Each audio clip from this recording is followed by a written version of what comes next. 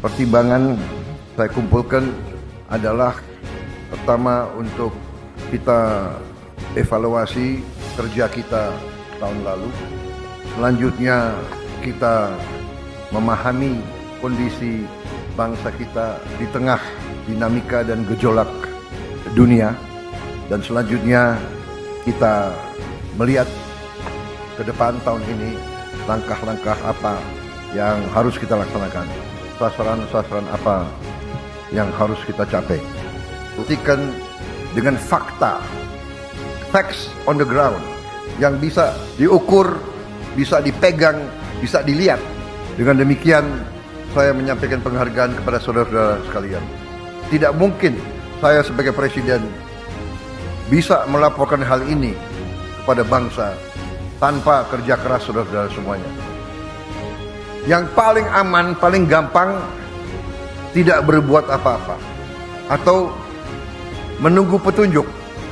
Tetapi pemimpin sejati, pemimpin sebenarnya adalah mereka yang memahami strategi besar, memahami tujuan, memahami direktif pemimpin, sehingga yang dipahami adalah arah besar, adalah petunjuk umum, bukan tiap keputusan harus menunggu petunjuk atasan.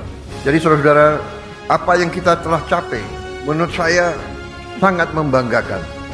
Bangsa Indonesia harus mandiri, bangsa Indonesia harus berdiri di atas kaki kita sendiri. Dan di situ elemen utamanya adalah swasembada pangan. Tidak ada bangsa yang merdeka bila mana bangsa itu tidak bisa menjamin makan untuk rakyatnya. Swasembada pangan artinya adalah karbohidrat dan protein. Kita harus swasembada protein. Dan juga selain swasembada pangan, dasar selanjutnya adalah swasembada energi. Kalau kita tergantung dengan bangsa lain untuk energi kita, tidak mungkin kita makmur. Tidak mungkin kita lepas dari kemiskinan. Alhamdulillah, target yang saya berikan kepada tim pangan kita, saya berikan target waktu awal pemerintahan yang saya pimpin adalah 4 tahun untuk swasembada pangan. Alhamdulillah, Desember 31 tahun 2025 waktu 24.00 bisa kita dengan resmi mengatakan di tahun 2025 Republik Indonesia swasembada beras. Saya juga cukup merasa besar hati, bangga bahwa hari ini cadangan beras kita di gudang-gudang pemerintah Indonesia adalah yang tertinggi selama sejarah berdirinya Republik Indonesia.